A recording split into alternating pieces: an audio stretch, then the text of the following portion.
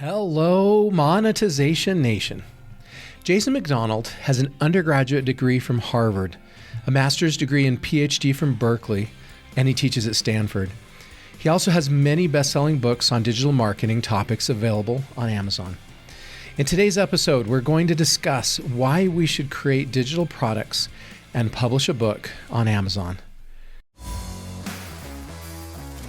Tectonic shifts are constantly transforming the earth and business, causing destruction and huge growth opportunities. I'm Nathan William, the host of Monetization Nation, where we learn how to leverage business tectonic shifts to transform monetization. Thank you so much for joining us on the show today, Jason. Well, thank you for having me. So could we start off by having you share with us something that you are super passionate about? I am super passionate in what I would call the unity of technical knowledge with big concepts. So the reason I like, for instance, SEO, take a simple example, search engine optimization. So it has a big concept, get to the top of Google, right? You want somebody to find your company when you get to the top of Google. And then there's all of these little, very esoteric, very detail-oriented technical things that you need to understand how to do to make that happen. And I've always been a person who I don't like just pie in the sky sort of empty platitudes, which you see a lot in like the marketing books available on the internet. And I also don't like to just be like, blobbity blob for dummies that's just all lost in the weeds. So I like this kind of sweet spot of technical knowledge united with some concept that you're trying to achieve. Cooking is another example of this, right? To cook something well, to make a good brisket, I'm here in Oklahoma these days, to make a good brisket, right, takes a lot of technical knowledge, but you still have to have the je ne sais quoi of what you're trying to cook. So that's what I'm very passionate about. Spoken like someone who is a true teacher at heart. Yes, I love to teach. I teach for Stanford Continuing Studies. I've been doing that for more than that for like 10 years. And I love that part of like trying to help people understand that. And that's what's so exciting about marketing these days. Like I'm old enough to remember marketing when it was super sad. And it was just like, we just had like the yellow pages, right? And we just had like, print magazines. And then it was really an easy job. You just slapped your stuff in magazines and that was it. And now marketing has become a very technical skill. You have to know a lot of technical things to be a good digital marketer. So it's really played into people. It's much more like cooking. You have to know a lot of technical things to be good at it. And that's what's changed over the last like 20 years in marketing. Yeah. Could you tell us your journey of becoming an expert at personal branding? Yeah, so I have a kind of an interesting journey. So fun fact, hey, taxpayers, I didn't have a real job till I was 30, right? So the federal government paid for my education at Berkeley. I have a Ph.D. I was at Berkeley for 6 years. I lived in Europe for 2 of those years. I was really interested in economic policy. So I wrote my dissertation on economic policy in Eastern Europe. So it was very kind of esoteric and weird. And just had a great time, right? We were just sucking off the government. I was going to Europe. I was living on the government, no debt, debt-free. Living in Berkeley was awesome. And then when I turned 30, that was when like communism fell apart, the grants dried up. It's like, oh my God, I have to get a real job, right? That was like my life-changing moment. Was like, oh my God, I have to produce something. So if you live in the Bay Area, this was like 94, 93, what do? You end up working in technology. And I'd always have a lot of interest in computers and databases and knowledge. And so I started working in media company. I worked at a media company in 94. And that was when Al Gore and I were inventing the internet, basically, at that point in time. We were very busy. Bill was off doing other things, Bill Clinton, but Al Gore and I were hard at work getting the internet going. And I'll never forget the first time I saw the internet. We were at this media company, and the guy was trying to show us on CDs. We were working for Intel and Motorola and AMD at the time, and he had forgotten a CD at his office. And we had one computer in the office that was connected to Telnet, right? And he went onto the computer and he telnetted from our office in San Jose to his office, I think it was like in Menlo Park. And it was like one of these like wow moments where it was like, this guy is connected to a computer at another location. And I was like, wow, this is the future of publishing. This is the future of the media. This is the future of internet. And that's how I got started. I had started an email newsletter for design engineers. That's how I got started in the whole internet thing. And this was in like 94, 95. And so then that became a web portal that got me into SEO, which is how do you manipulate, Google. At that time, it was not just Google, Lycos, Alta Vista, all these kind of things to get to the top of those. And that all the skills I had learned in my academic life were really useful for that, about how knowledge works, how databases work, how computers work, all that kind of fun stuff. So that's how I kind of got started into technology marketing. And then, how life works. And then around about 2008, that's when I sort of realized, didn't realize, I'm good at teaching, I'm good at explaining things. And I had a connection who was from Harvard, who said, you should teach a class in this. And I started teaching a class in SEO in San Francisco. And then I was like, oh, I really like this. This is really good for me. I enjoy it. I enjoy doing this with other people. And then between that and there, I then ended up working for Stanford, doing their stuff, and then book publishing and social and all that stuff. So I had these like little pivot points in my career. I'm one of those persons who I think my career makes sense, but it only makes sense to me. You know what I mean? And it makes sense in hindsight, looking back. Yeah, in hindsight, looking back, I've always been fascinated with ideas and knowledge and why things become popular and why things don't become popular. And, the internet is, all of that on steroids, right? Okay. So that's kind of my weird take on it. Can you share with us the biggest home run that you've hit in your career? Yeah, so the thing that has really been not just a home run, but just sort of really out of the blue is the ability to publish books on Amazon. So I was telling you before we got started, so I had a CPA and I had my first SEO book, which I put up because I was teaching the class at Stanford. And I thought, oh, this would be good. I already have the materials, just write it in a book form. And that book started to generate, $20,000, $30,000 a year in royalty revenue. And the account was like, wow, these are really good for you. And I was like, oh, okay. And the other thing I think is so important, like for your type of audience, there's people who think you're born with a certain skill. Like I'm born and I'm able to sing, or I'm born and I'm able to do math.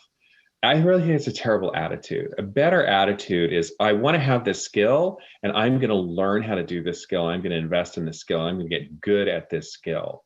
So I didn't know that much about how to publish a book on Amazon at the time, but I really dug into it, not just how to publish the book on Amazon, how to use Kindle and their CreateSpace, which is now the print arm of Kindle, but also like how to show on Amazon and how does Amazon work. And that really, really helped me financially and also just kind of get my name out there. So one of my secret sauces is I'm very good at nonfiction on Amazon. And I think that's something we could talk about further. But I think the thing that is very counterintuitive for people is I didn't have that skill set.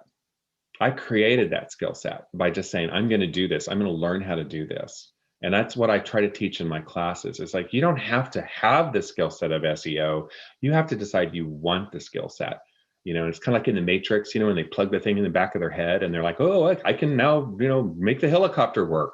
That's how you want to think about your skills in life, I think. And I really am passionate about that because I think it really hurts people when they think, gosh, I could never do that. Well, that's just self-defeating. I'm not saying I'm going to be the best singer ever, but I could certainly be a better singer if I put my mind to it, which fortunately I'm not. Yeah. So the point there is, are we willing to pay the price, right? We've got to pick what we want to be an expert in and then pay the price. There's those people that teach us if you put in 10,000 hours at something, whatever you choose to put your time into, you'll become one of the world's leading experts at that. What is the biggest mistake or failure that you've made in your career? And what did you learn from it? Yeah, so I've been sued and had to declare bankruptcy for my corporation. And I think the biggest mistake I made there was sort of not getting my legal house in order at a business level. So when you start a business, you do want to think about like the way the law works, who you're in partnership with. I pissed away a ton of money through legal fees and litigation in one of my businesses. And the mistake was just not understanding or thinking through like the way the legal structures work together. So I do expert witness, full disclosure. I do expert witness work in lawsuits. And, boy, lawsuits can be very expensive. So think about, I'm not saying be totally intimidated by what you do, but you do want to have some understanding, of the legal structures of a corporation, of trademarks, of copyright, of the relationship that you have with people in a business. Because once a lawsuit gets going, you can hemorrhage money, and it really can hurt you. And I look back at all the money I wasted on some litigation. I'm like, oh God, that was a waste. Yeah, I've sadly been through that same thing too. Right. I'm gonna start crying now. I'm sorry. But hey, here's another fun thing. So Ross Perot, I ran for president, for those of you who are like under 30, right? Ross Perot. So one of the things he said, which I always think kind of like solace, he says, don't worry about how much milk you're spilling if you're still kind of milking the cow, right? So you're gonna spill some milk as an entrepreneur. I love that quote. Don't worry about that. There's some sort of milking cow quote from Ross Perot. Google it. Because there will always be spillage. There will always be wasteful decisions that we made as part of the entrepreneurial journey as we're figuring it out. I love that. That makes me feel That's my Ross Perot. That's the only Ross Perot quote I know. And it's something to the effect of cows and milk and spillage. All right. So what is your best monetization secret? Yeah. So my best monetization secret is sort of a books, a digital product, right? Which Amazon being the sort of, monopolistic provider here.